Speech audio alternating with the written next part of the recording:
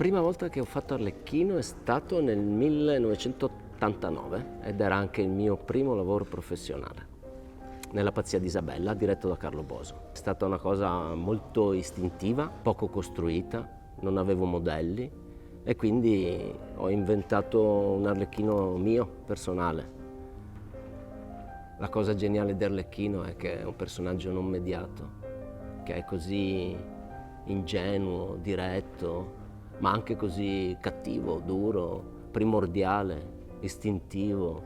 È proprio l'anima che ti esce, non so, delle parti nascoste che non sai di possedere e che boom, vengono fuori. Fare Arlecchino dopo 30 anni. La proposta di fare questo Arlecchino mi è arrivata da Marco Zoppello, no?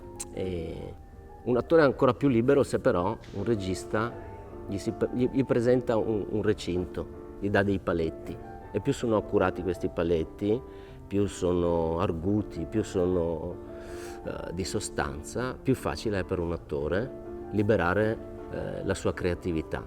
Altrimenti di fronte all'infinito, cioè, uno un po' si annichilisce.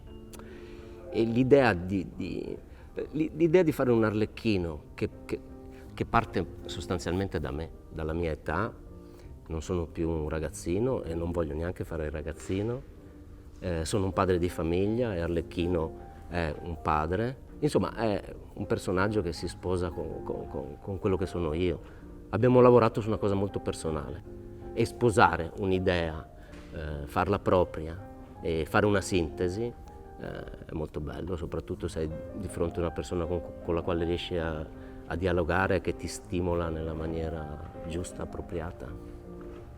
Lavorare con i giovani mi piace, mi sembra di lavorare con i miei figli, quindi un pochino, insomma, li rivedo anche in loro, rivedo me, rivedo i miei figli, con anche i limiti che avevi, con la foga, con la voglia di voler fare così tanto e magari scontrarti sulla poca esperienza e sulla grande voglia di fare, no?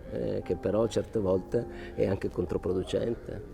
E invece altre volte ti dà quel guizzo, quella voglia, quell'entusiasmo in più. E niente, spero che questa cosa serva loro, a me servirà sicuramente.